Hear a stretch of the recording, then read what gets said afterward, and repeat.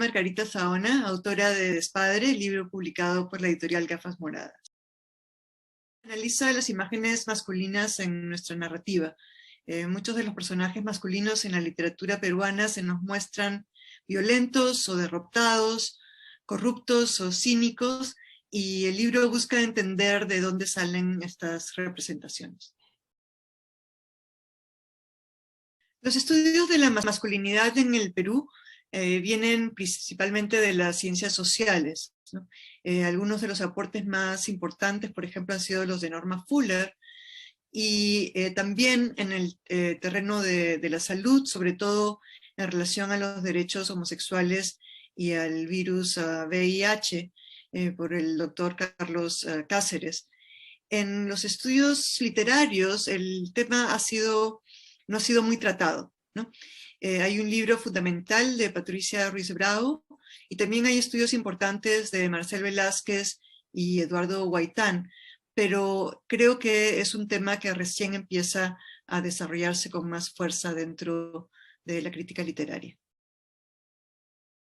Las obras que analizo en Despadre combinan novelas canónicas de la literatura peruana, tales como Conversación en la Catedral, de Mario Vargas Llosa, y Los ríos profundos, de José María Arguedas, con obras que han sido menos estudiadas, como los cuentos de Gálvez Ronceros, por ejemplo, o la novela breve El cuerpo de Julia No, de Eyelson, y también otros materiales, sobre todo la obra de Giuseppe Campuzano, en cuanto a performance y a multigéneros que utilizan la fotografía, el arte, recortes periodísticos, etc.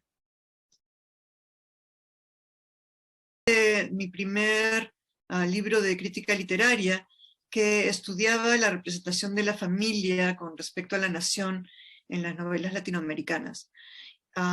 Cuando terminé el libro me di cuenta que no había incorporado literatura peruana, y en parte era porque no había familias realmente en la literatura peruana. Es decir, había, ¿no?, casi familias, no podemos pensar en Un mundo para Julius, por ejemplo, pero no vemos realmente una familia nuclear articulada allí. Vemos los Aragón de Peralta en Todas las Sangres, pero no veíamos una figura con un padre como había en las otras novelas que yo estaba estudiando.